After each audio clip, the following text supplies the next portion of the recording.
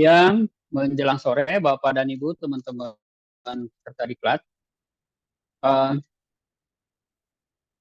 Di room kita sekarang sudah hadir Bapak Profesor Dr. Muhadar, SHMS, yang akan mengantarkan materi yang berkaitan dengan tata ruang wilayah dan kota, tetapi beliau ini nanti lebih fokus ke substansi yang berkaitan dengan apa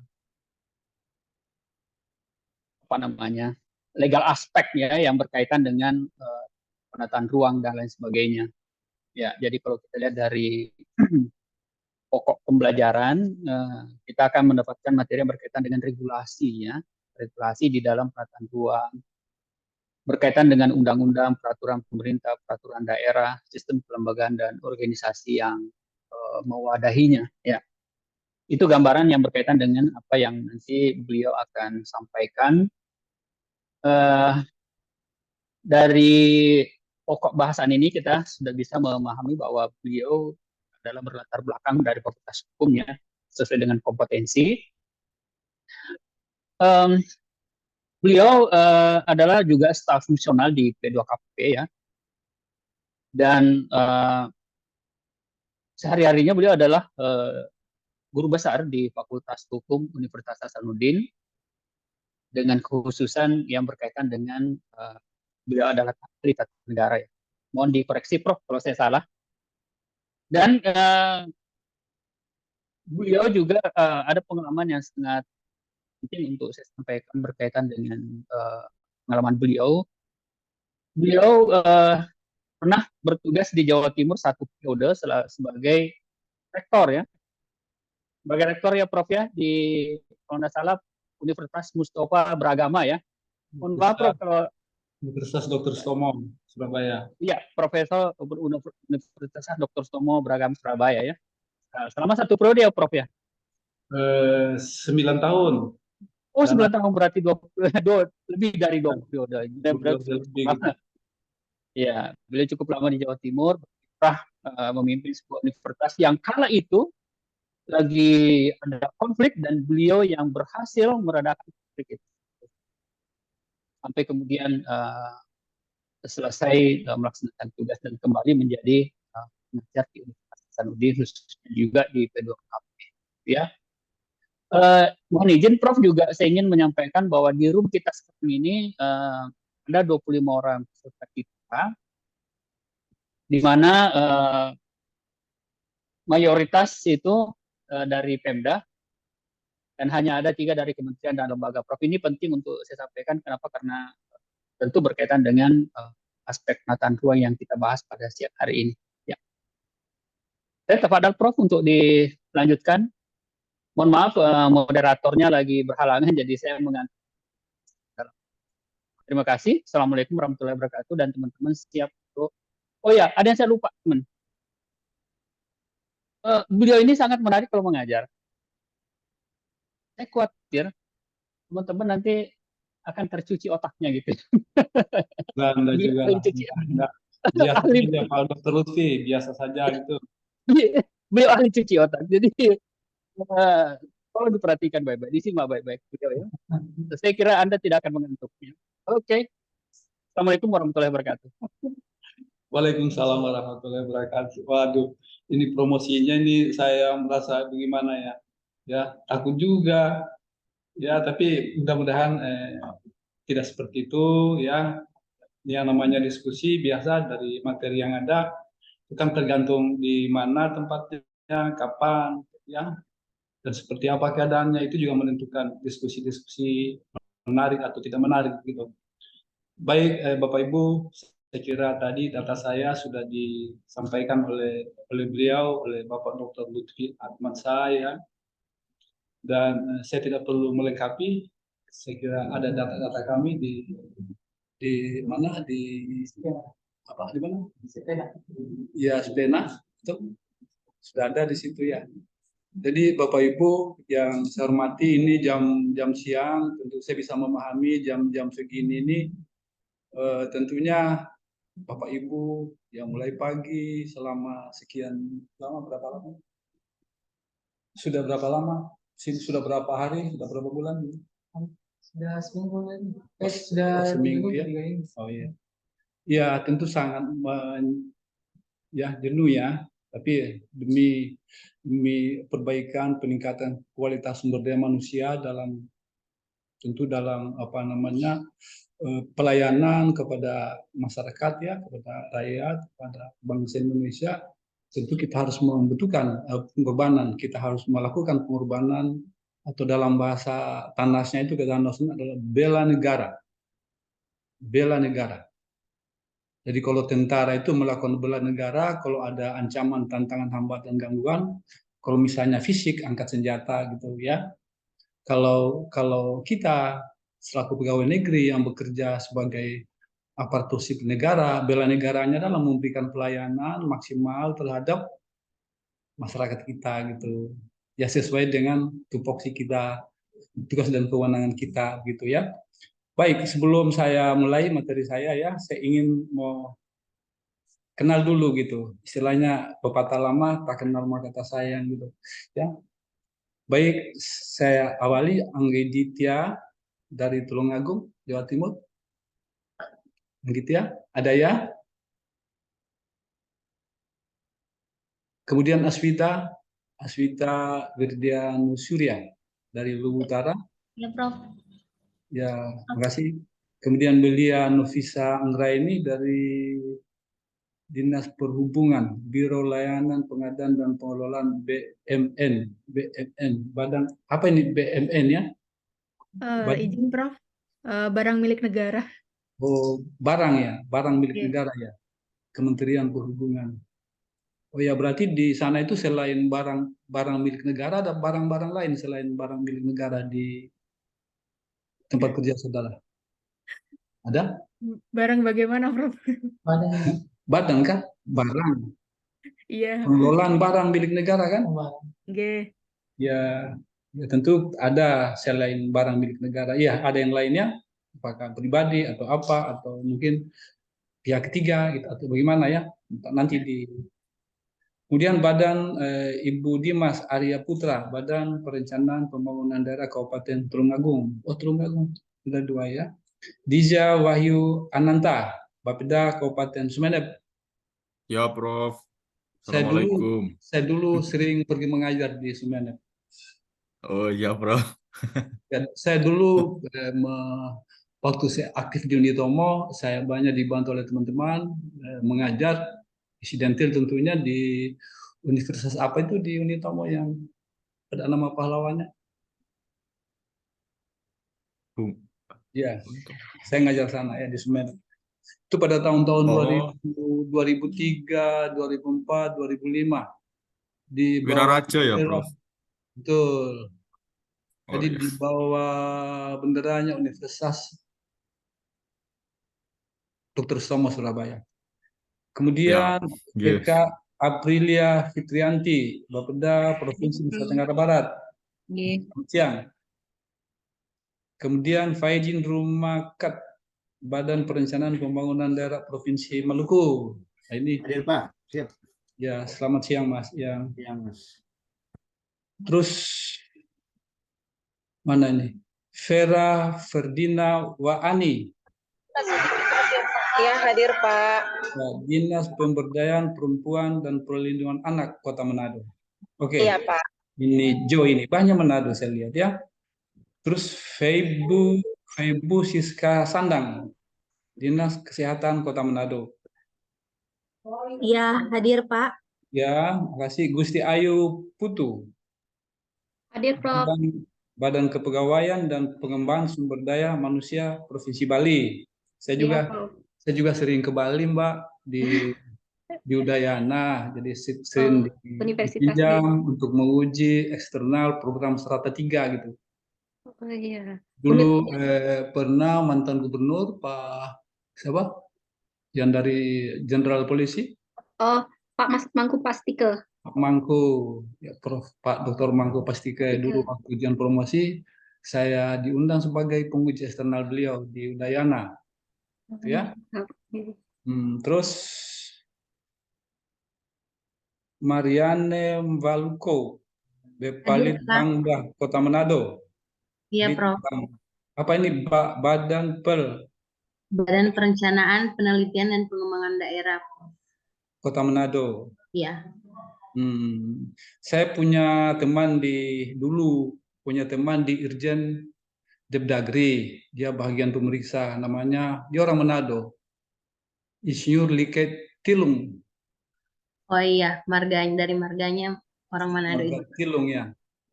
Itu beliau di Irjen Depdagri. Kemudian siapa lagi? Meita Rahmadian, Dinas Pekerjaan Umum dan Penataan Ruang Kabupaten Tulungagung. Tulungagung juga banyak ya. Melani Febrina Lumi, Dinas Perpustakaan dan Kearsipan Kota Manado. Ya, hadir Pak. Ya, Kota Manado. Kemudian Muhammad Imam Santoso, Badan Perencanaan Pembangunan Daerah Kabupaten Tulungagung. Ya, hadir Prof. Selamat siang. Siang, Prof. Kemudian Natania Kristanti, Iya, Prof. Dinas Pendidikan Kebudayaan Kota Manado. Nur Hidayah, Hadir Prof. Dinas Perikanan Kabupaten Luwu. Iya, Prof. Kemudian Nur Ovaliani, Hadir Prof. Lan Makassar. Oh, ini Hadir Prof. Ya. Terima kasih. Selamat siang. Selamat sore. Resa Gita Prahara, Biro SDM Badan Pengawasan Obat dan Makanan. Pusat kayaknya Jakarta ini ya. Ya, Mbak Resa. Kayaknya Jakarta ini. Obat dan Makanan. Kemudian Riki Irmawan, Dinas Pemberdayaan Masyarakat dan Desa Kota Banjarmasin. Banjar, Prof. Jawa Barat, Prof. Saya dulu di Banjar tahun 85-86 pernah membela salah satu pengusaha yang ada di Pasar Antasari. Itu tahun-tahun 85-86. Ini beda, Prof. Ini Banjarnya di Jawa Barat. Jawa Barat ya. Sorry. Iya, Prof. Saya pikir ini mesinnya yang kurang ini. Iya. Ya, sorry ya. Mohon maaf.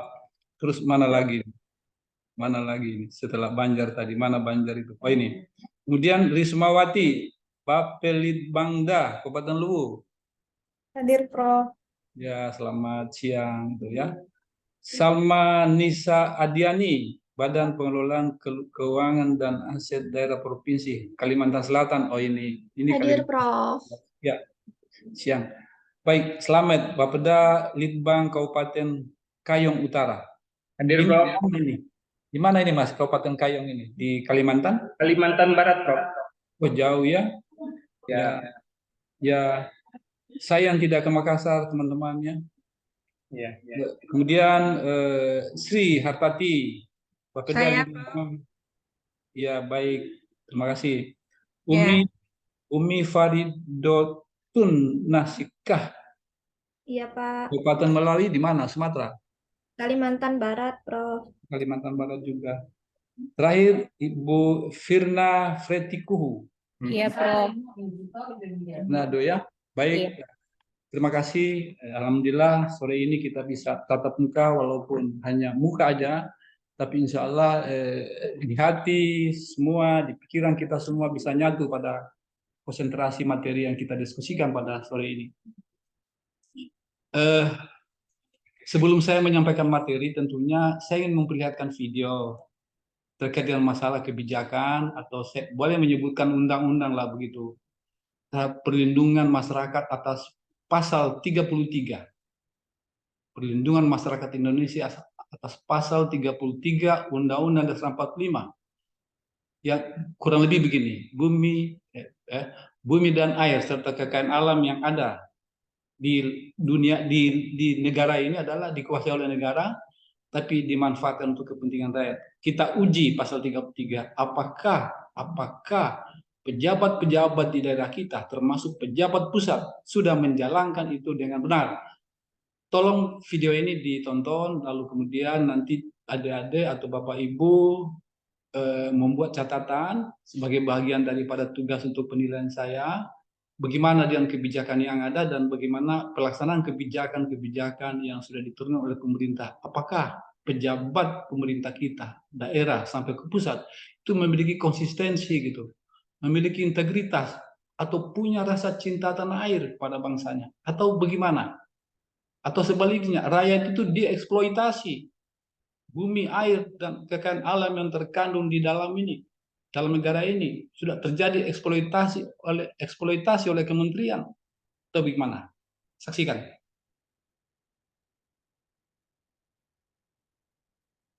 Itu pertama. Nah, itu ya.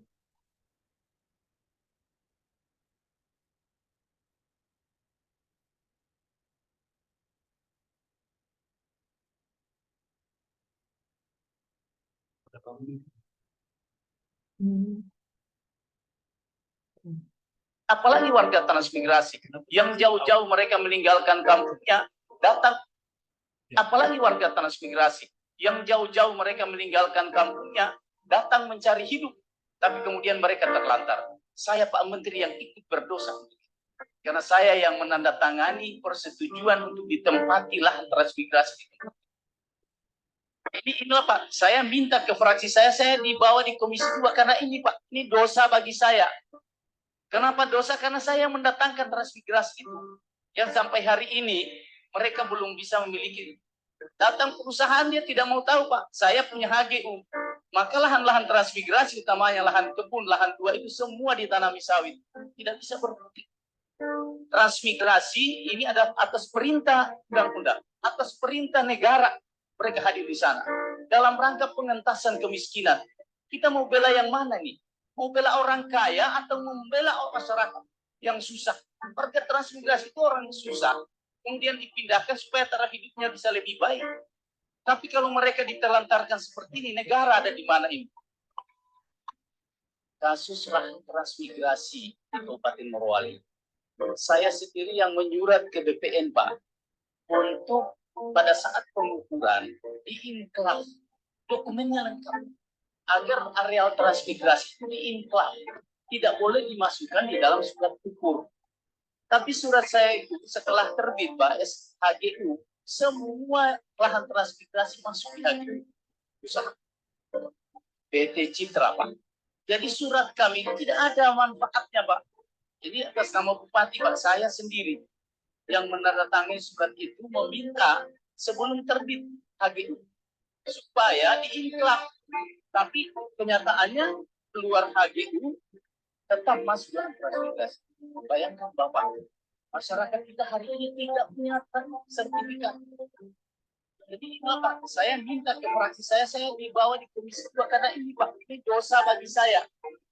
Kenapa dosa? Karena saya mendatangkan transmigrasi dan sampai hari ini mereka belum bisa memiliki.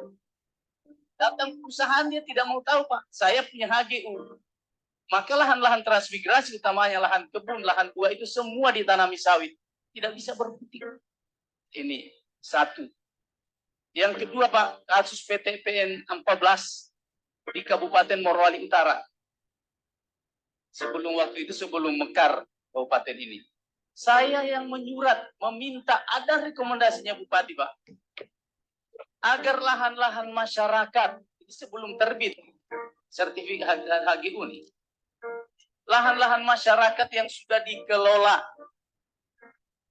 yang sudah dalam bentuk persawahan, dalam bentuk kampung dan sebagainya, itu tolong jangan diterbitkan HGU di situ.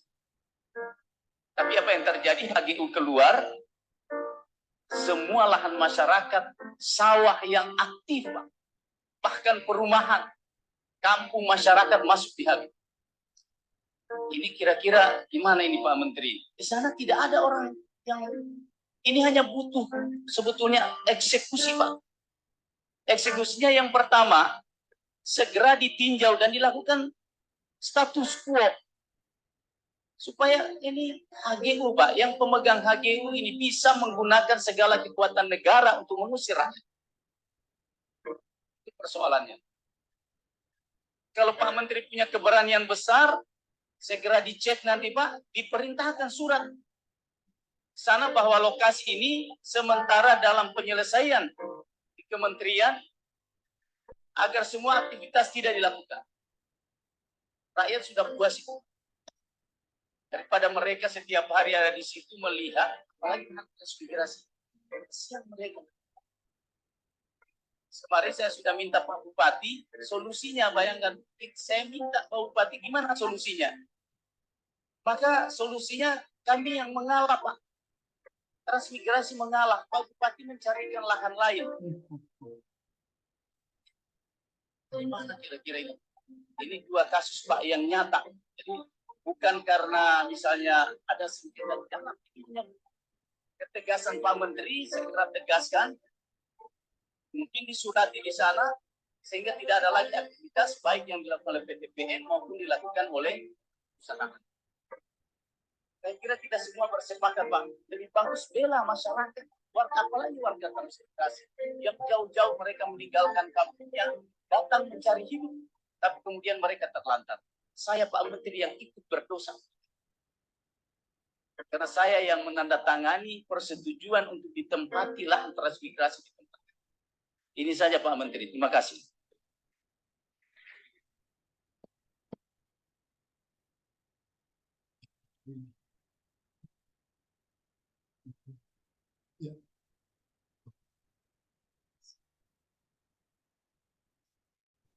Baik. Kita sama menyaksikan video yang berlalu ya, memprihatinkan. Dalam hal ini kita punya pemerintah, tapi pemerintah kita sepertinya dalam bahasa apa ya? Ya, bahasa apa ya kira-kira saya bisa nyatakan itu. Mereka lebih memihak kepada kepentingan apa ya, kalau bahasa sekarang namanya oligarki gitu, daripada kepentingan masyarakat ya bangsa ini. Lalu mereka dijamin oleh pasal 33, kemudian 45 serta aturan-aturan lain terkait dengan masalah penataan ruang. Ya. Baik. Kita lanjut. Atau ada pertanyaan sebelum saya lanjut ke materi lain? Materi? Ada pertanyaan dari video tadi? Bapak Ibu? Ada? Belum ada? Izin Bapak. Terus saya minta tanggapan atas video tadi itu gimana? Boleh bertanya Bapak? Silakan Ibu. Tadi ada beberapa istilah yang saya kurang paham tentang HGU dan inklaf itu maksudnya gimana ya Pak? Ya, Ibu dari disiplin ilmu apa ini? Boleh tahu? Ekonomi. Oh ya, memang itu istilah hukum dan sebagian adalah istilah yuridis sosiologis. Kalau HGU itu singkatan hak guna usaha, itu punya batas waktu pemilikan atau penguasaan atas lahan-lahan yang dijadikan perkebunan bagi oligarki atau investor dulu namanya, atau investasi gitu. Hak guna usaha. Dalam Undang-Undang Pokok Agraria tahun 1960 tentang Undang-Undang Pokok Agraria di situ ada beberapa bentuk untuk hak milik, hak guna bangunan, hak guna usaha, dan kalau tidak salah ada jenis hak-hak yang bisa dapat dimiliki atau dihaki oleh setiap warga negara Indonesia. Jadi HGU itu hak guna usaha, HGB hak guna bangunan, kemudian lebih tinggi lagi adalah hak milik. Gitu Ibu ya. Kalau inklaf tadi adalah istilah dalam geografi politik terkait dengan masalah wilayah tadi. Contoh misalnya, lahan itu lahan yang seharusnya sudah diperuntukkan untuk peran transmigrasi, untuk melakukan usaha-usaha atau kegiatan-kegiatan pertanian gitu. Tapi ternyata tanah yang sudah dikelola begitu lama oleh masyarakat transmigrasi tadi, tiba-tiba karena mungkin oligarki atau investasi menginginkan lahan-lahan yang sudah dihaki, yang sudah dikuasai oleh masyarakat untuk dikelola dalam rangka perluasan lahan-lahan kelapa sawit tadi, sehingga masyarakat dirugikan luar biasa. Tidak hanya dari sisi ekonomi, dari sisi sosial, dari sisi psikologis. Banyak faktor yang kemudian masyarakat itu menjadi victim, korban pembangunan yang tidak memihak kepada masyarakat. Jadi inklaf itu adalah istilah dalam geografi politik yang merujuk pada wilayah negara. Jadi dari Sabang sampai Merauke. Itu wilayah negara kita gitu. Gitu ya? Siapa, Pak? Bisa. Ada yang lain tadi mengenai itu bagus tadi Pak. Itu mantan bupati kayaknya menghimbau kepada pemerintah, Pak Menteri, BPN ya, dan sekaligus pemerintah daerah di Morowali agar perhatian mereka kepada masyarakat itu lebih fokus. Tidak lebih kepada kita butuh pembangunan fisik, kita butuh pembangunan lain-lain, tapi tidak boleh kita sampai mengorbankan masyarakat karena di tanah itu adalah tanah transmigrasi dan sudah ditempati. Sudah hidup mereka lama di situ 30 tahun lebih, itu tidak boleh diganggu lagi, bahkan kalau perlu dilindungi, undang-undang melindungi itu. Tapi pemerintah dalam hal ini mungkin BPN tahu atau tidak tahu, tapi dia sudah menyalahi undang-undang terkait masalah tata ruang. Gitu. Tata ruang itu sudah dialokasi, ini tanah, ini ruang hijau, ini ruang kuning, ini kawasan merah. Ya tidak boleh ditempati, ini boleh mungkin hanya kegiatan-kegiatan tertentu. Itu sudah ada penentuan. Itu di undang-undang tata ruang gitu. Jadi tidak boleh diganggu lagi, tidak ada. Jadi harus mereka konsisten untuk menaati segala aturan yang ada dalam tata ruang atas peruntukan lahan-lahan yang sudah ditetapkan tadi. Ini hijau, kawasan hijau, tidak boleh. Di pemeliharaan lingkungan sangat dibutuhkan di situ. Oh ini kawasan kuning, bisa industri. Ini kawasan merah, seperti apa? Itu sudah ditentukan. Tadi itu tidak boleh diganggu lagi. Kalau ada investor yang ingin menanamkan modal, apalagi dengan modal dalam jangka panjang tadi, investasi panjang, itu tidak boleh mengganggu lahan yang sudah ada peruntukannya. Gitu. Itu jujur aja kalau dari sisi hak asasi manusia itu melanggar hak asasi manusia. Tidak boleh di situ. Karena keterikatan antara manusia dan lingkungan itu sangat erat sekali, Bapak Ibu. Begitu ya. Sementara ini. Mungkin ada yang lain. Mungkin ada yang lain. Ya, izin Prof. Ya. Iya, Prof. Saya kok ada pandangan lain ya terkait video yang ditayangkan tadi, Prof. Ya. Tidak apa-apa. Jadi kan kalau kita lihat Undang-Undang Agraria itu kan sudah terlalu tua, 1960 dan belum direvisi sampai sekarang. Ya. Terus untuk PP mengenai HGU kan PP 18 2021.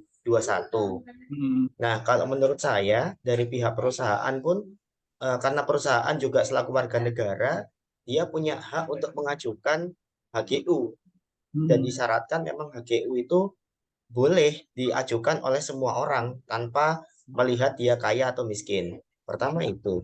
Yang kedua, kalau tadi kasusnya terkait perkebunan sawit, nah itu perlu dicek lebih lanjut, Prof, terkait pengajuan HGU-nya. Karena memang di PP 18 2021 ini, ya, ini ada persyaratan di pasal 27 bahwa untuk perkebunan, untuk orang yang memegang HGU perkebunan itu harus mengalokasikan paling sedikit 20% untuk perkebunan masyarakat. Nah, ini perlu ditinjau kembali, Prof. Apakah memang hasil perjanjian antara PT yang mendapatkan HGU dengan kepala daerah ini seperti apa? Karena bisa jadi perjanjiannya itu sudah ada tapi nggak dilaksanakan, atau memang itu nggak di-share di forum, jadi terlihat seolah-olah perusahaan yang bersalah, masyarakat yang ditindas gitu. Ya. Ya, mungkin itu pandangan saya, Prof. Terima kasih. Baik, makasih. Saya kira begini, memang benar bahwa Undang-Undang Agraria ya itu sejak tahun 1960 ya. Iya Mas, Undang-Undang 5 90. Ya Mas. Iya Prof, benar. Tapi jujur aja bahwa substansi undang-undang ini masih relevan. Makanya kenapa pemerintah kemudian tidak pernah melakukan perubahan-perubahan atas undang-undang agraria ini, karena masih bagus. ya marwahnya masih bagus gitu, masih sesuai dengan kondisi masyarakat kita. Kalau terkait dengan masalah PP 18 2021, memang tadi kalau kita kaitkan dengan kasus yang tadi di video tadi tentunya itu harusnya begini. Harusnya kalau saya bupati, pejabat yang bijaksana, arif, oke, kita menerima investasi, investor yang menanamkan misalnya modal di Indonesia dalam jangka panjang. Itu tidak ada masalah seandainya dia diarahkan kepada lahan-lahan yang belum terhaki oleh masyarakat, khususnya masyarakat transmigrasi. Bisa dibayangkan Mas, kasihan mereka. Misalnya mereka itu transmigrasi tahun 70-an. Awal transmigrasi yang diprogramkan oleh Pak Harto secara kemanusiaan loh Pak. Lalu tiba-tiba pada tahun-tahun kemarin, tahun-tahun 2000-an, taruhlah begitu, atau 2000 berapa, 2005, 2006, tiba-tiba ada investasi, ada investor yang ingin menanamkan modal untuk jangka panjang terkait dengan masalah misalnya perkebunan sawit. Kan kira-kira manusia gitu, kemudian lalu harus misalnya investor tadi misalnya, aku butuh lahan transmigrasi yang ada sana. Karena ini lebih banyak menguntungkan. Artinya bahwa subur lahannya dan sebagainya. Kan tidak pantas. Harusnya pemerintah daerah mengeluarkan kebijakan bahwa tidak boleh. Karena lahan itu lahan transmigrasi yang sudah diprogramkan. Dan itu undang-undang. Ya, bukan kebijakan bupati, bukan. Dia undang-undang. Bupati tidak boleh menurunkan kebijakan dalam hal kasus ini, tidak boleh. Dia memiliki kewenangan untuk mencarikan lahan lain untuk mengembangkan tadi perkebunan sawit tadi oleh para investasi. Gitu. Jadi memang waktu dan keadaan juga sangat menentukan terjadinya atau locus delicti, locus dan tempus delicti itu yang menentukan. Jadi tidak hanya melihat pada satu segi, tapi harus multifaktor. Kepentingan masyarakat harus diutamakan. Bagaimana kebijakan-kebijakan yang dilakukan pemerintah, sebagaimana poin 4 di sini. Coba, memberikan manfaat regulasi penataan ruang, memberikan kepastian hukum, kemanfaatan, dan keadilan sosial bagi masyarakat. Kata lain, untuk memanusiakan manusia. Manusia atau rakyat tidak dieksploitasi oleh pejabat negara atau penguasa sebagaimana video di atas tadi. Jadi tidak boleh. Silakan, tidak ada masalah. Tapi lihat ruang peruntukan atas proyek yang akan diberi kebijakan gitu. Turunkan kebijakan oleh bupati. Jadi kalau dari sisi kebijakan itu kan sebenarnya dari sisi hukum Mas, aturan perundang-undangan itu bertentangan dengan aturan undang-undang. Tetapi kalau menilik pada kemanfaatan kebijakan tadi itu dimungkinkan. Tidak merugikan masyarakat. Ya. Ada sisi manfaatnya bagi masyarakat setempat sehingga menimbulkan rasa keadilan sosial gitu, keadilan sosial. Jadi standarnya ke sana, standarnya ke poin 4 ini. Di mana pembangunan termasuk penataan ruang itu outputnya di poin 4. Coba kita lihat. Manfaat regulasi penataan ruang. Pertama, mewujudkan keterpaduan pembangunan dalam ruang wilayah nasional, keterpaduan. Ya, ruang wilayah provinsi dan ruang wilayah kabupaten kota. Kalau misalnya bupati yang baru, tadi kan yang ngomong itu bupati lama. Yang tadi itu yang protes itu di komisi berapa tadi? Itu bupati lama yang memberi kebijakan tadi. Itu. Ya. Yang lama. Terus bupati baru mungkin dia akan menjanjikan investasi yang ada apa-apanya, dia yang sendirinya karena investor saya pingin lahan sana. Yang sudah dihaki atau yang sudah dimiliki, dikuasai oleh masyarakat transmigrasi. Itu tidak boleh. Penempatan mereka di situ sebagai transmigrasi itu undang-undang. Itu pada masa rezim Soeharto gitu tadi. Begitu Mas. Jadi hukum tidak boleh ditabrakan. Undang-undang yang lebih rendah, apalagi kebijakan tidak boleh bertentangan dengan undang-undang yang lebih tinggi atau peraturan yang lebih tinggi. Kalau terjadi pertentangan atau menyalahi aturan di atas UUD 45 Pancasila itu batal demi hukum, Pak. Tidak perlu digugat, dengan sendirinya batal itu. Itu prinsip. Hanya dalam praktek-praktek tata pemerintahan kita nggak ada apa-apanya. Kekuatan luar dan kekuatan kekuasaan itu mengalahkan regulasi yang ada. Makanya tadi Bupati lama dia menurunkan kebijakan, wes, enggak apa-apa, nanti kita carikan tempat bagi transmigrasi. Itu enggak benar. Konyol itu bupatinya itu. Itu tidak memanusiakan manusia itu, Mas. Enggak boleh. Enggak boleh begitu. Kalau saya Menteri Dalam Negeri, saya pecat itu. Ganti dia. Membangunkan untuk kepentingan rakyat. Kita boleh berburu pembangunan, investasi investor, dari oligarki lebih-lebih, tapi kita harus memperhatikan. Karena trilogi pembangunan itu kan tadi, pertama, ketertiban, keamanan nasional, stabilitas nasional. Kedua, pemerataan atau pertumbuhan. Ketiga, kesejahteraan, arahnya ke sana. Kalau itu yang terjadi, kebijakan bupati tadi, daerah kawasan transmigrasi lalu di tempat itu perkebunan sawit itu gimana? Mereka sudah puluhan tahun di situ, sudah 40, 50 tahun di situ. Mereka itu gimana? Coba. Tidakkah itu terjadi viktimisasi? Proses pengorbanan, proses penderitaan masyarakat. Hanya karena kepentingan investasi. Bupatinya salah. Mungkin dari preman dia itu. Kalau dia bupati yang memiliki, yang memahami tentang tata pemerintahan, dia tidak boleh begitu.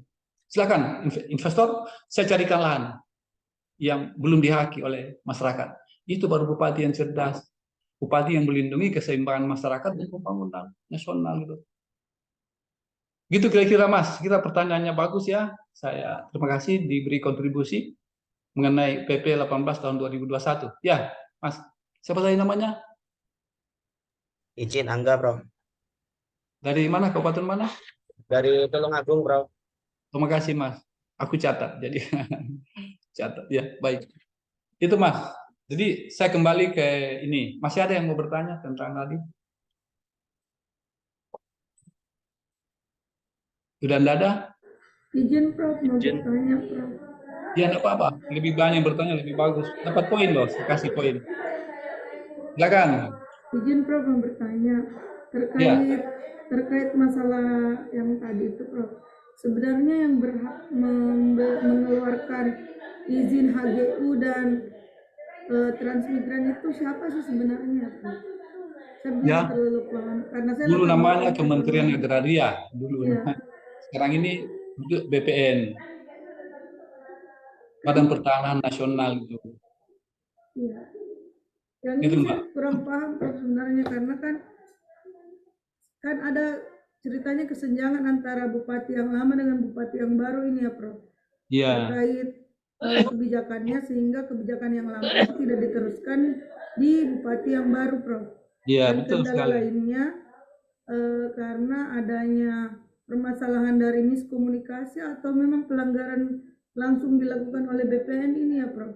Itu saya kira untuk kita memastikan jawaban seperti apa etiologinya, tetapi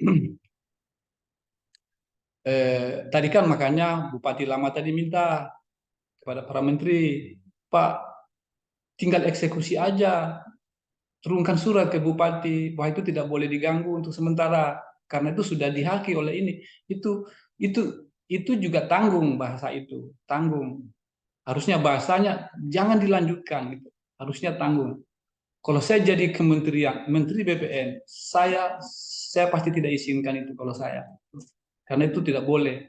Tidak boleh itu orang sudah tinggal, sudah menghaki dan mereka sudah beranak cucu ke situ, tidak boleh. Ikatan sosial, psikologi sosial atas lingkungan situ kan luar biasa itu sudah ada.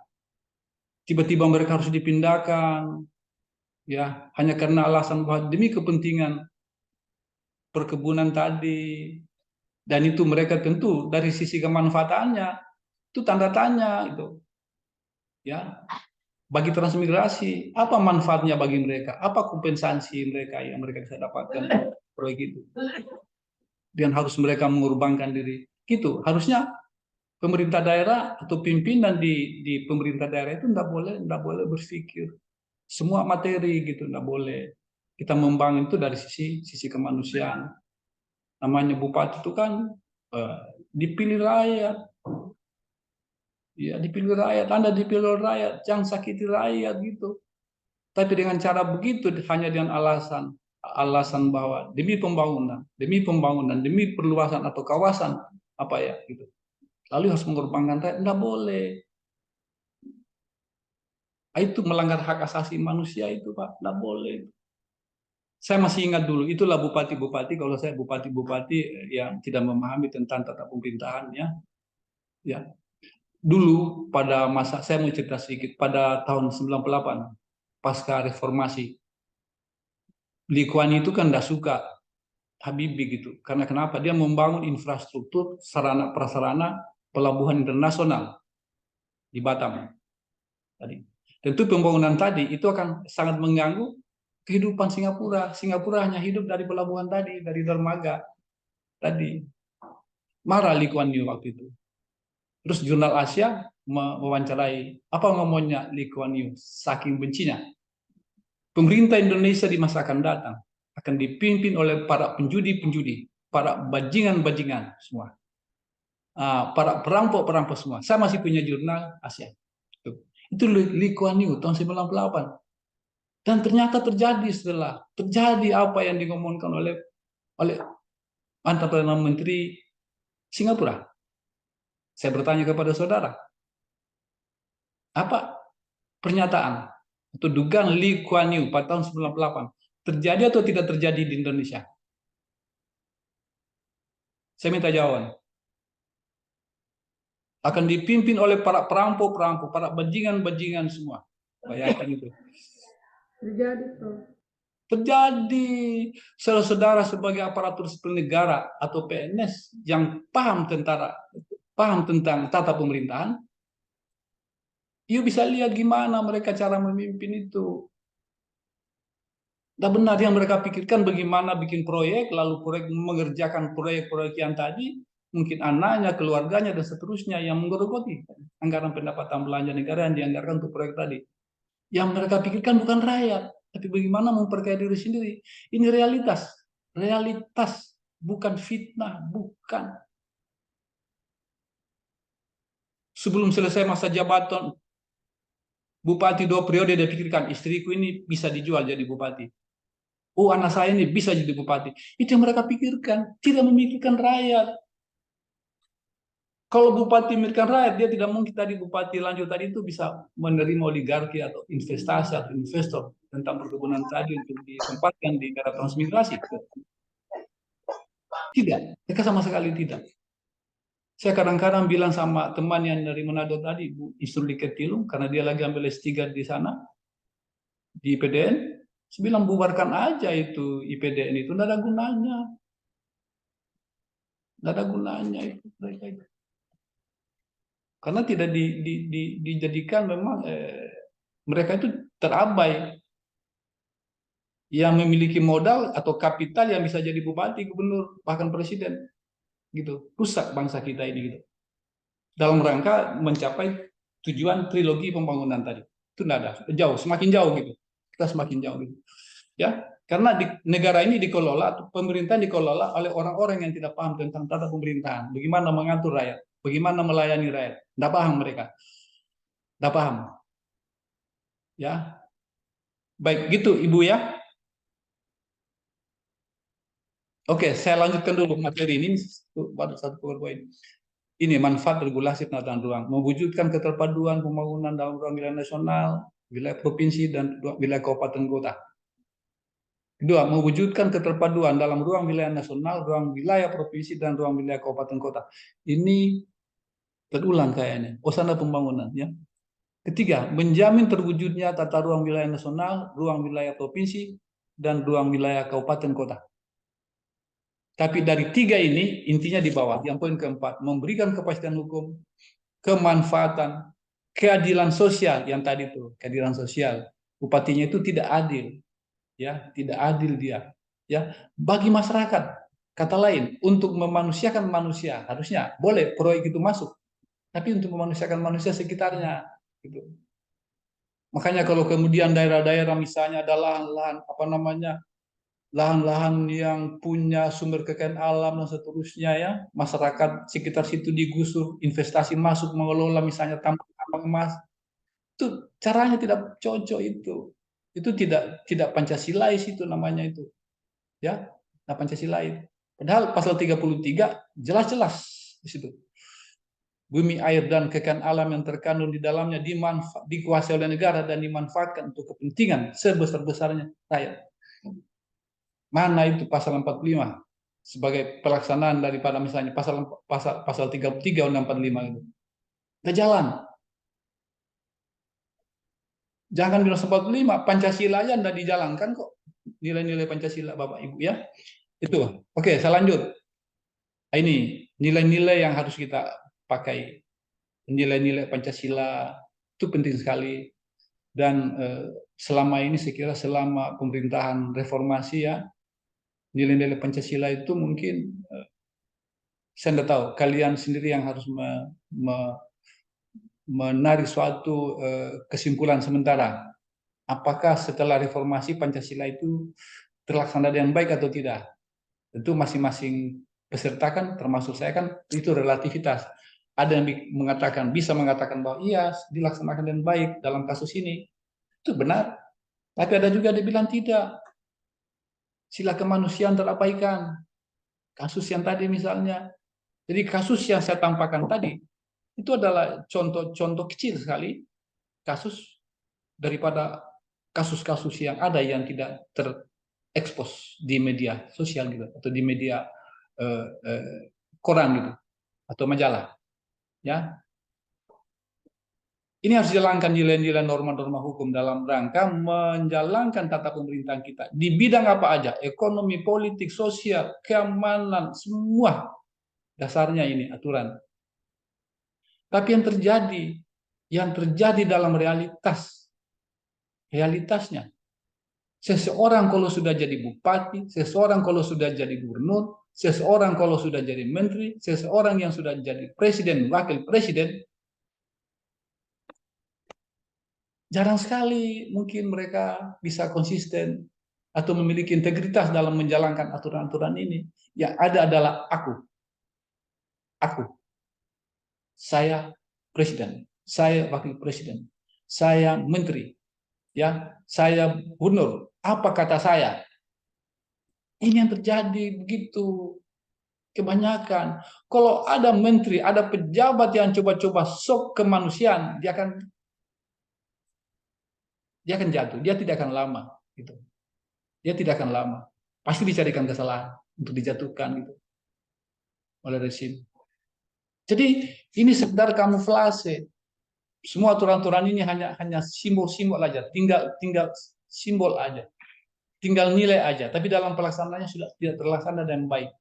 Bapak Ibu bisa merasakan sebagai aparatur sipil negara yang ada pada sisi operasional tata pemerintahan. Saya rasakan gimana? Apakah salah apa yang saya sampaikan ini? Tidak. Justru bagi pegawai yang tidak punya tanggung jawab dan kualitas, senang dengan kondisi itu, Pak. Karena yang kita butuhkan adalah pelayanan maksimal, pelayanan yang baik, pelayanan berdasarkan Pancasila, pelayanan yang berdasarkan aturan-aturan yang ada. Tapi kan tidak. Ini pelanggaran hak asasi manusia, menyalahi sila-sila Pancasila, ketuhanan yang Maha Esa. Kita sebagai khalifah harusnya bisa bermanfaat bagi makhluk lain, tidak hanya manusia. Gitu. Terus seterusnya, kemanusiaan yang adil dan beradab, persatuan Indonesia, permusyawaratan, keadilan sosial, itu sudah tidak jalan. Jangankan di dunia eksekutif maupun yudikatif, di lembaga legislatif aja lebih konyol. Orang-orang yang tahu hukum, bagaimana polisi, bagaimana jaksa, bagaimana hakim, bagaimana pengacara dalam penanganan kasus-kasus tertentu. Manusia makan manusia, eksploitasi manusia di situ. Terjadi eksploitasi manusia. Orang susah tambah susah, korban tidak dilindungi, keluarga korban tidak dilindungi. Mau dilindungi kalau ada apa-apanya gitu kan. Makanya usahakan hindari. Tadi ada dua, saya biasa sarankan. Hindari dokter, hindari polisi, hindari penyidik. Kalau tidak mau sakit kepala gitu dalam kehidupan ini. Jadi eksploitasi semua. Di tata pemerintahan melakukan eksploitasi atas sumber kekayaan alam, sumber daya manusia. Itu yang terjadi. Sehingga saya kadang-kadang berpikir ekstrim. Apa benar pemerintah kita sekarang itu memanajemen baik pembangunan nasional kita? Atau seperti apa? Sepertinya tidak. Mereka tidak melayani rakyat. Mereka sibuk dengan kebutuhan-kebutuhannya sendiri. Itu realitas. Realitas itu.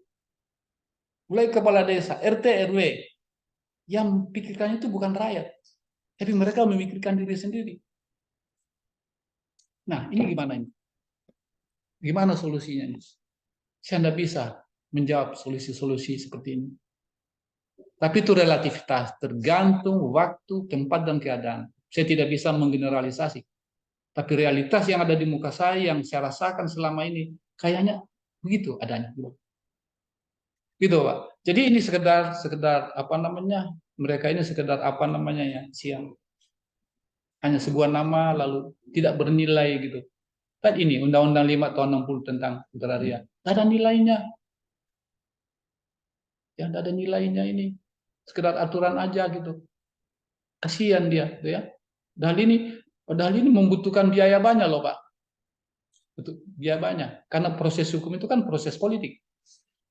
Jadi aturan yang dibuat yang tadi tidak memihak kepada rakyat, misalnya omnibus law, itu banyak menyalahi masalah teorinya Hans Kelsen, Stephen Bauer teori.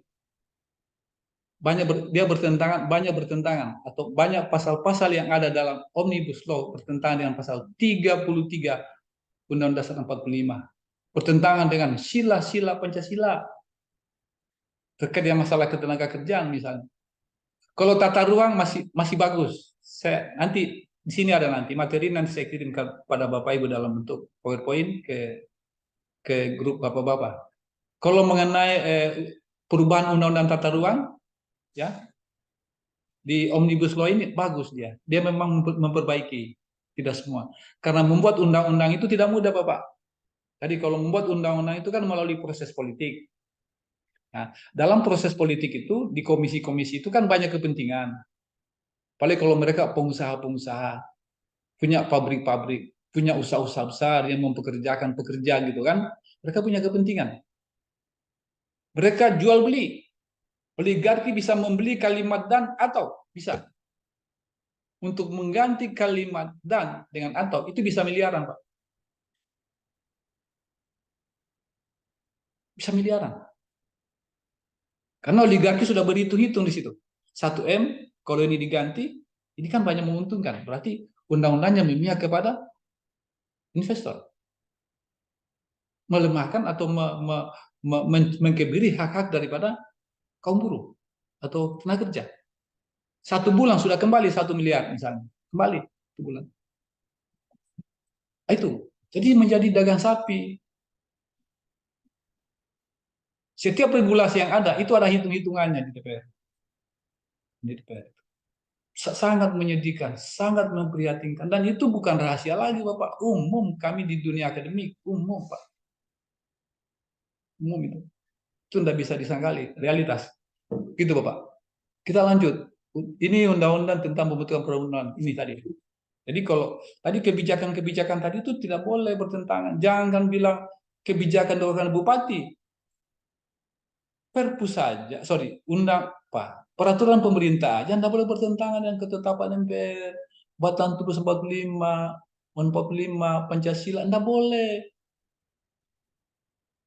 Kalau kita menggunakan sumber tertib hukum nasional, tidak boleh. Tapi kalau mau melaksanakan sila pertama, misalnya ketuhanan yang Maha Esa, dijabarkan kembali lebih jauh, disesuaikan dengan kondisi, tuntutan kebutuhan masyarakat setempat, monggo, silahkan gitu. Itu yang diharapkan. Tapi kalau kemudian ada kebijakan yang bertentangan dengan Pancasila, itu batal demi hukum. Hanya ini tidak dijalankan, tidak dilaksanakan. Harusnya adalah baik Mahkamah Agung dalam uji kebijakan tadi, ataupun Mahkamah Konstitusi dalam menguji undang-undang terhadap pembukaan Batan Tubuh, pembukaan dan Pancasila, itu menggunakan sistem ini. Tapi sepertinya Mahkamah Konstitusi juga tidak memperhatikan nilai-nilai yang ada dalam 3 sumber tertib hukum ini. Mereka membuat hukum sendiri, padahal jelas dimungkinkan gitu. Jangan kami bilang pengadilan negeri, pengadilan tinggi. Mahkamah Agung aja, Mahkamah Konstitusi aja, mereka tidak konsisten menjalankan seperti tertib hukum sebagaimana diatur dalam Undang-Undang 12 2011. Lalu untuk apa lembaga itu diadakan kalau kemudian tidak memberi perlindungan kepada masyarakat? Untuk apa itu? Bubar aja ini negara gitu. Oleh itu kemudian tidak melindungi rakyat sebagai salah satu komponen daripada negara, bangsa gitu. Begitu Pak ya. Terus hukum menurut fungsi dan peranannya. Ini tadi. Jadi Bapak-bapak, saya coba membedakan antara hukum dalam fungsinya sebagai subjek dan hukum fungsinya sebagai objek. Saya ingin menunjukkan hukum berfungsi sebagai subjek. Tadi di situ kita bisa lihat Pak, ya fungsi yang harus dipedomani, fungsi hukum harus dipedomani. Saya ibaratkan misalnya rel kereta api sama gerbong-gerbongnya Bapak. Rel kereta api itu dari Jakarta ke Surabaya, itu namanya saya samakan sama hukum sebagai subjek. Dia relnya, rel kereta itu subjek, aturan di situ yang harus dijalankan sesuai dengan aturan hukum yang tertulis, ya aturan yang tertulis sudah ada. Kemudian objek itu gerbong. Misalnya gerbong pertama yang kita dulukan pembangunan ekonomi itu gerbong pertama. Gerbong kedua perbaikan masalah materi-materi hukum dalam pembangunan hukum, gerbong hukum. Kemudian gerbong apa lagi? Gerbong sosial, politik. Nah, gerbong-gerbong ini adalah pembangunan nasional, dibangun. Pembangunan gerbong-gerbong ini di atas rel kereta api. Artinya gerbong-gerbong tadi harus berjalan di atas rel aturan yang ada. Secara personal harus menjalankan tugas dan fungsi mereka sebagaimana aturan yang sudah memberikan delegasi kepada saudara-saudara. Tidak boleh keluar dari situ. Tidak boleh keluar dari situ. Saya kadang-kadang dulu masih dulu di sini namanya PSKMP, ada penataran dari Bappenas, dari Bapeda. Saya biasa tanya pesertanya, ada dari Bapeda di bidang mana pendidikan gitu. Terus saya baca di tempat saudara, apa saudara membaca regulasi, aturan-aturan terkait dengan masalah pendidikan, undang-undang pendidikan nasional, undang-undang guru?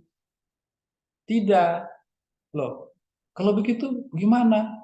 Apa yang kamu jalankan? Apa yang harus dipedomani kalau misalnya ada masyarakat meminta pelayanan Anda gitu? Itu tadi. Itu antara lain. Dalam skop kecil aja itu. Atau skop subsistem pembangunan pendidikan nasional. Bagaimana bisa melayani dengan baik? Dia sendiri tidak tahu tupoksinya.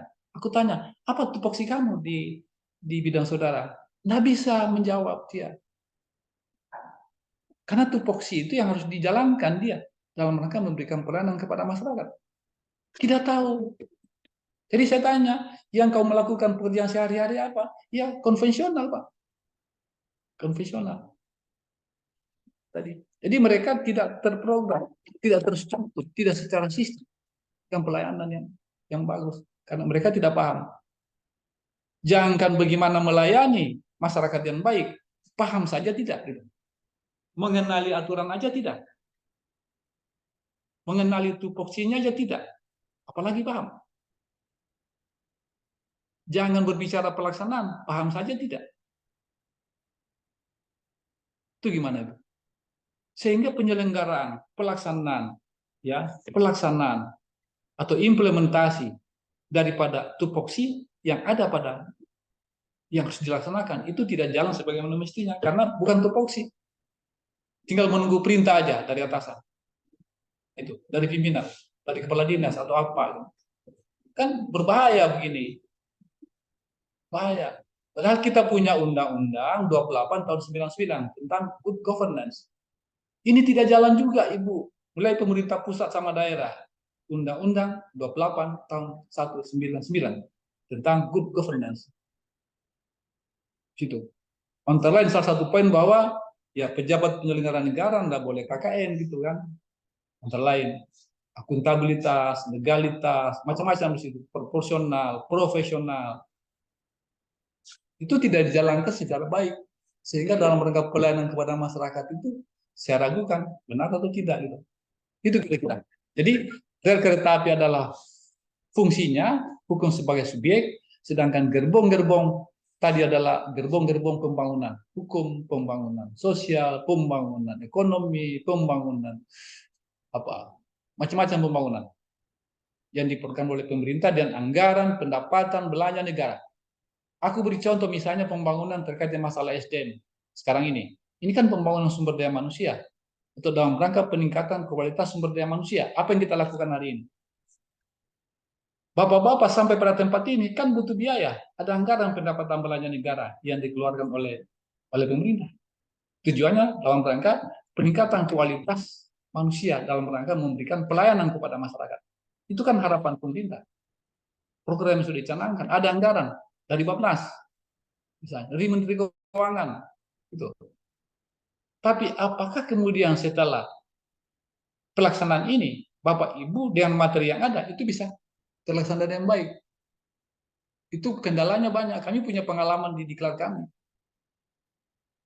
Tuh, kalau yang kita diklat itu adalah apa namanya kalau apakah namanya istilah di pemerintah daerah itu Bapak Ibu yang golongan 4, golongan apa namanya? Apa namanya itu? Apalagi Bapak Ibu yang namanya eselon. Kalau eselon 4, dia bilang kendala kami Pak, setelah kami pulang diklat, kendala kami di kepala dinas. Sudah Bappenas sama Jaika dulu sudah kita suntik anggaran lagi supaya kita panggil eselon 3, kita beri pengarahan supaya bersinergitas holistis. Jadi yang pulang diklat itu tidak ada hasilnya gitu, maksudnya ada hasilnya. Ya. Kita panggil lagi kepala dinasnya. Kalau tadinya kepala desa kecamat masalahnya. Camat masalahnya di Sekda, di kepala dinas. Kepala dinas masalahnya di bupati atau di wakil bupati. Kemudian kalau wakil bupati tidak bisa terrealisasi lagi, dia bilang di gubernur. Gitu. Kemudian di kementerian. Ini yang kita kemudian bongkar, Bappenas membongkar ini, sehingga kita memberikan diklat perjenjangan. Kepala desa dulu, kemudian para camat kita bina, kemudian kita diklat 3 bulan, kemudian kepala-kepala dinas kita datangkan. Itu pasca reformasi dulu, otonomi daerah. Hambatannya ada di Sekda, kita undang semua Sekda, se-Indonesia Timur gitu. Kita diklat lagi di hotel. Ada anggaran dalam rangka peningkatan kualitas sumber daya manusia, dalam rangka pelayanan masyarakat, pembangunan. Sampai kita panggil bupati juga kita diklat juga, kita pantau mereka. Apa mereka paham yang namanya otonomi daerah atau desentralisasi? Ternyata tidak banyak yang paham. Karena tidak paham, tidak bisa melaksanakan ruh atau esensi daripada otonomi daerah. Akhirnya pemerintah pusat menarik sedikit-sedikit kewenangan-kewenangan tadi kembali. Karena pemerintah daerah memang secara sosial, psikologi belum mampu. Belum mampu. Bupati Timur sana, dia belum bisa memikirkan bagaimana batu cadas itu menjadi kapur putih yang berkualitas yang bisa diekspor ke Cina. Tidak terbiasa begitu. Mereka masih terbiasa bagaimana menengarkan tangan ke pemerintah pusat. Tidak berpikir bagaimana bahan mentah, sumber kekayaan alam, sumber daya manusia, itu kemudian bisa dibangun sehingga bisa menghasilkan penghasilan daerah. Mati, ditariklah sebagian kewenangan-kewenangan tadi kepada kita. Karena yang belum siap otonomi daerah, belum. Lebih-lebih kalau Papua. Ya, kalau mau mengerjakan dokumen-dokumen pemerintahan daerah itu, ya ketuk palunya itu di Singapura, Bapak, bukan di Maiberat sana, bukan. Ketuk peraturan daerah diketuk di Singapura, di hotel-hotel mewah, tapi mereka sendiri tidak bisa menjalankan itu dengan baik. Oke. Ini saya belum masuk di tata ruang. Oke, ini saya abaikan ini. Saya masuk ke tata ruang. Ini contoh peranan hukum dalam pembangunan, aturan hukum. Ini gerbong-gerbong pembangunan nasional di kementerian-kementerian, Menteri Agama, kementerian ini, dan seterusnya, aturan hukum yang harus dipedomani. Ini undang-undang otonomi daerah ini, ya. Ini lebih kompleks peranan hukum dalam urusan wajib kewenangan pemerintah provinsi. Ini aturan ini subjek, semua ini semua ini harus dijalankan berdasarkan aturan yang ada atau kebijakan-kebijakan daerah yang tidak bertentangan dengan aturan yang lebih tinggi, gitu. Tetap gitu. Terus ini lagi, ini sama semua ini. Ini sama semua ini. Ya, saya masuk ke tata ruang. Kita sampai jam berapa ini, Bapak Ibu? Ini aturan lama, Bapak. Ruang lingkup hukum tata ruang. Tata ruang, bencana tata ruang, kawasan pedesaan. Saya kira ini sudah disampaikan oleh Pak siapa? Prof siapa namanya? Prof siapa itu? Daniel ya? Sudah belum Pak Daniel? Pak Daniel sudah. Nanti kemudian mungkin Pak Profesor Sumbangan Baja ya? Sumbangan Baja. Saya kira Pak Daniel sudah menyampaikan ini Bapak. Ya, ini. Ya. Ini dasar hukumnya. Saya sudah sebutkan tadi tuh. Ini cipta kerja. Kita masuk ke sini sekarang. Undang-Undang 11 tahun 2020 tentang cipta kerja. Cipta kerja antara lain tentang perubahan Undang-Undang Nomor 26 tentang tata ruang. Itu. Perubahan. Jadi dia tidak dicabut Bapak ya, ada hanya perubahan-perubahan aja gitu. Tidak semua pasal di Augustus John. Ya, itu. Kalau perubahan itu berarti tidak dicabut semua Bapak, ya pasal-pasalnya. Masih ada pasal-pasal tertentu yang masih berlaku gitu, ya cabutan. Terus undang-undang diharapkan selain sebagai dasar hukum dalam melaksanakan penyelenggaraan tata ruang yang berkeadilan, bermartabat, bermanfaat dan berkepastian hukum yang dapat memanusiakan manusia. Kembali ke sana, ya ruhnya ke sana. Terus ketentuan dalam pembukaan dan batang tulis 45 ini masih aturan Pak.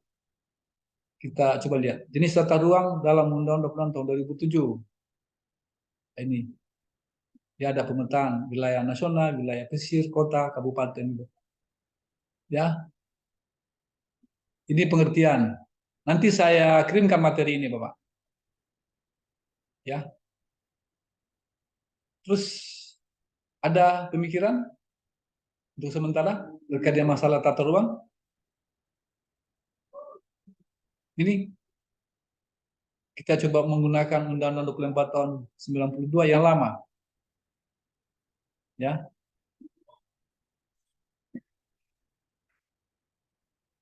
Ada sanksi administrasi dalam Undang-Undang Nomor 26 tahun 2007. Ini powerpoint-nya banyak Bapak, ada 104 ini.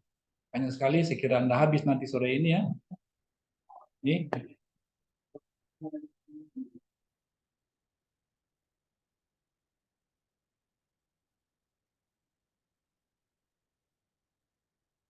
Kita cari yang seksi, yang pernah diskusikan.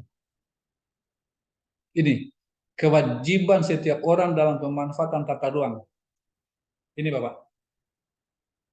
Ini tadi, kaitan dengan kasus video tadi. Kewajiban setiap orang, ini dalam Undang-Undang Nomor berapa ini? Cipta Kerja ini. Kewajiban setiap orang dalam pemanfaatan tata ruang. Setiap orang di sini termasuk pemerintah tentunya kan. Satu, menaati rencana tata ruang yang telah ditetapkan. Nah, bagaimana ini konsistensi pemerintah daerah?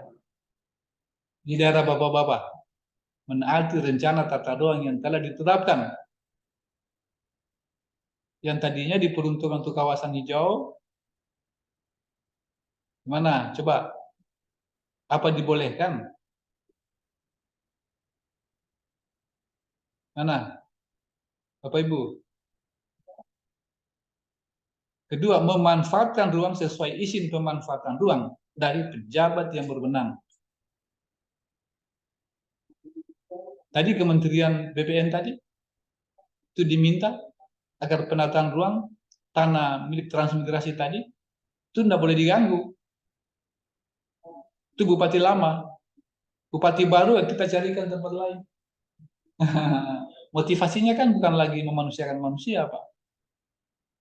Harusnya yang dipikirkan oleh bupati tadi adalah bagaimana mendorong pembangunan yang baru tadi itu bisa dimanfaatkan sebesar-besarnya untuk kepentingan minimal masyarakat transmigrasi bisa menikmati itu.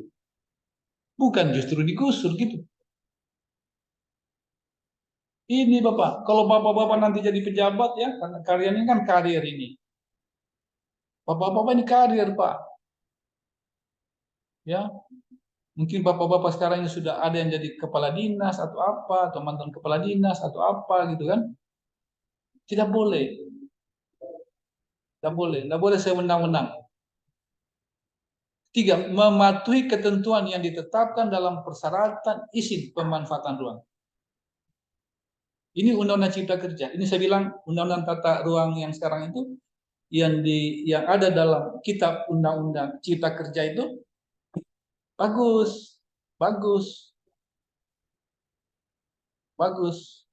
Tinggal bagaimana apakah pemerintah daerah, jabat aparatur tadi konsisten dengan aturan yang ada tadi.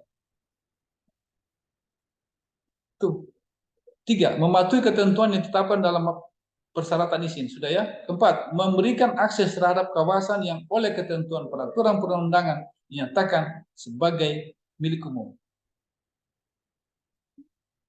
Tapi yang terjadi adalah di daerah adalah apa? Saya ingin deskripsi Bapak itu gimana? Di daerah saudara, di Kalimantan Barat khususnya. Itu gimana Bapak, Ibu? Perolehan atau peruntukan lahan tadi.